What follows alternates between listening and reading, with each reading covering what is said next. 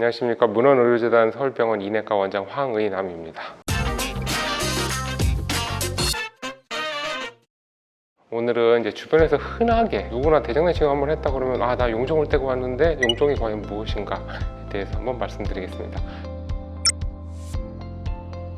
용종이라고 하면 그냥 모양을 지칭하는 용어입니다. 특별히 뭐가 그게 좋다, 나쁘다, 모양이 어떻다, 자세한 게 나온 용어가 아니고 이제 정상적으로 점막이 매끈하게 유지돼야 되는데 무언가 이제 볼록하게 자라 올라왔다. 그럼 그걸 다 이제 용종이라고 부릅니다. 그러면 그 용종의 일부에서 선종이라는 말이 있고 양성종양이 있고 양성종양이 있다고 그러면 음성종양도 있는가 이제 복잡해지죠. 선종이라고 하면 이제 용종 중에서 세포를 취해서 현미경으로 봤을 때 향후에 암으로도 진행할 가능성이 있는 형태를 이제 선종으로 부르고, 물론 염증성 용종이나 과증식성 용종처럼 아무의 진행성이 없거나 매우 낮은 형태의 용종도 있을 수 있습니다. 다만 이를 육안으로 구분해낼 수는 없기 때문에 일단은 조직을 취해서 현미경으로 세포를 보는 게 원칙이고요. 그러면 이제 양성종양은 무엇이냐? 여기서 양성종양은 양과 음의 개념이 아니라 양과 악의 개념입니다.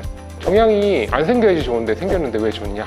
왜 좋다고 부르냐 하면은 암에 비해서 상대적으로 예후가 좋고 절제를 하면 그걸로 치료가 끝나기 때문에 이제 양성종양으로 부르고 좋다고 부르는 거죠. 선종도 양성종양의 한 형태입니다.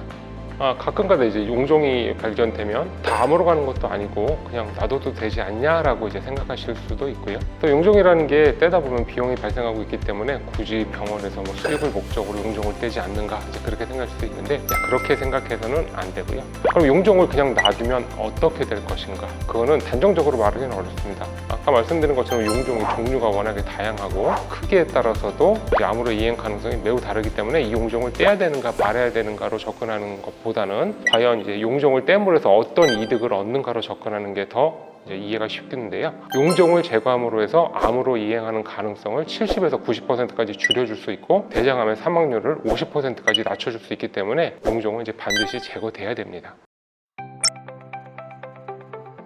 용종은 이제 흔히 어떻게 제거를 해야 되느냐, 수술을 해야 되느냐, 내시경으로 절제가 가능하느냐, 입원을 해야 되느냐, 이제 그럴 때 가장 중요하게 생각해야 되는 게 크기입니다. 흔히 이제 나무가 오래 자라면 더 크고 나이테가 많겠죠. 용종도 오래 자랄수록 사이즈가 커지고 암으로 이행 가능성이 올라가는 게 일반적입니다. 물론 이제 생긴 형태, 목이 있느냐 없느냐, 바닥과 얼마나 침범이 돼 있느냐, 점막 하층으로 얼마나 내려가 있느냐에 따라서도 많은 예후가 달라지고 치료 방법이 달라지지만 일반적으로 5mm보다 작은 용종은 조직 검사 겸자로 이제 뜯어내는 형태를 통해서 제거하는 경우가 대부분이고요. 5mm가 넘어가게 되면은 이제 용종 절제술이라는 시술을 하게 됩니다. 2cm가 넘어가게 되는 용종 같은 경우는 점막과 종양 절제를 통해서 이제 제거하게 되는 경우도 있고요.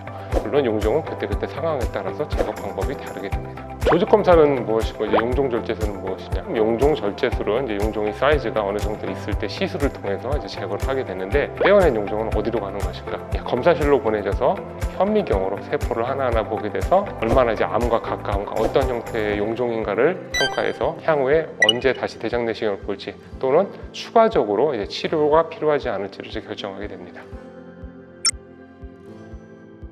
입원 치료를 요하는 경우도 있지만 대부분의 경우에는 귀가하여서 이제 집에서 주의사항을 지키며 이제 경과를 관찰하게 되는데요. 그러면 어떠한 증상이 있을 때 병원을 다시 방문해야 되고 어떠한 점을 주의해야 되는가? 일단은 용종을 떼고 나면은 이제 없어야 될 상처가 장 안에 만들어진 거기 때문에 장이 충분히 쉬어줄 필요가 있습니다. 장이라는 건 음식물이 들어가면 움직이기 시작을 하기 때문에 장을 쉬게 하기 위해서는 금식이 가장 중요합니다. 용종의 사이즈에 따라서 바로 이제 식사가 가능한 경우도 있고 2, 3일까지도 금식해야 되는 경우가 있기 때문에 용종을 절제 후에 의사의 지시에 따르는 것이 중요합니다. 용종 절제술도 배 속에서 내시경을 통해서 이루어지는 하나의 시술입니다.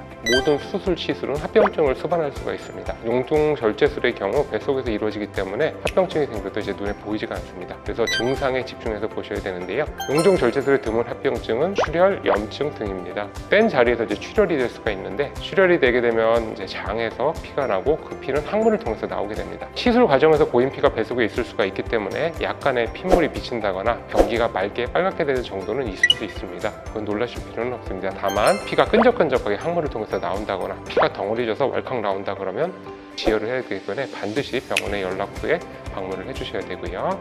용종을 뗀 자리는 상처가 만들어지는 거기 때문에 그 자리가 곪을 수가 있습니다. 살과 달리 장은 곪게 되면 장 천공으로도 이어질 수가 있기 때문에 초반에 적극적인 치료가 필요한데요. 갑자기 심한 복통이 생긴다거나 목벽이 뻣뻣하게 굳어지는 사인들이 나타난다거나 한다면 이제 반드시 병원을 방문하셔서 의사와 상의가 필요합니다.